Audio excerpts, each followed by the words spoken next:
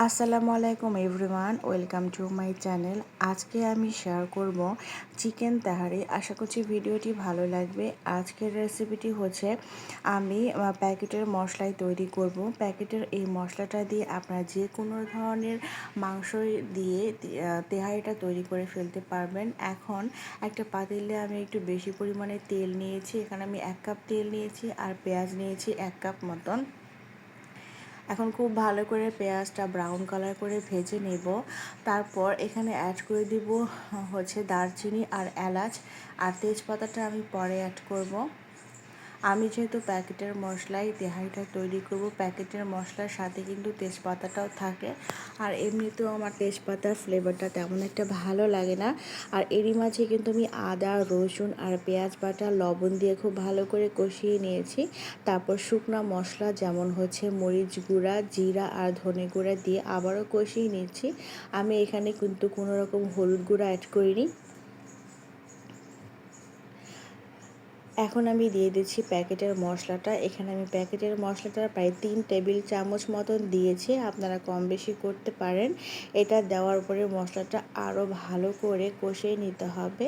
যে কোনো মাংসই যখন বাসায় আপনারা রান্না করবেন, চেষ্টা করবেন এই মাংসের মশলাটা খুব ভালো করে কষিয়ে নেওয়ার, তাহলে কিন্তু মাংসটা খেতে অনেক বেশি টেস্ট হয়।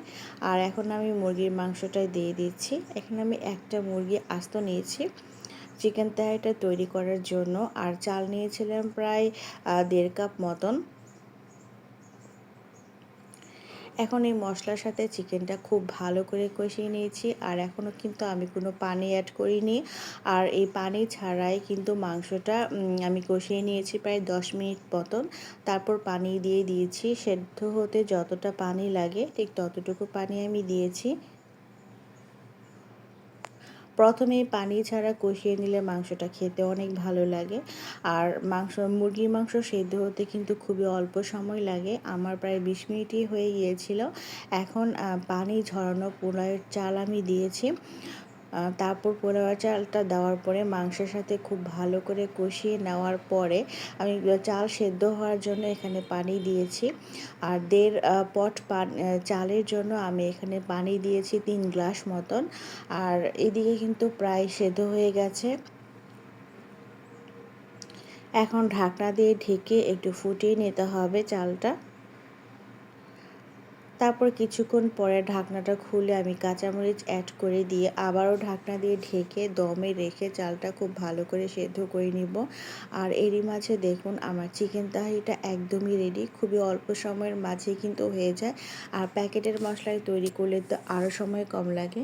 নামানোর আগে আমি আরও 1 টেবিল চামচ মতন চিকেন তাহারি মশলাটা অ্যাড করে দিলাম, তাহলে ফ্লেভারটা অনেক ভালো আসে। আর এখন আমি একটা সার্ভিং ডিশে তুলে নিয়েছি। বাসায় কিন্তু অবশ্যই ট্রাই করবেন।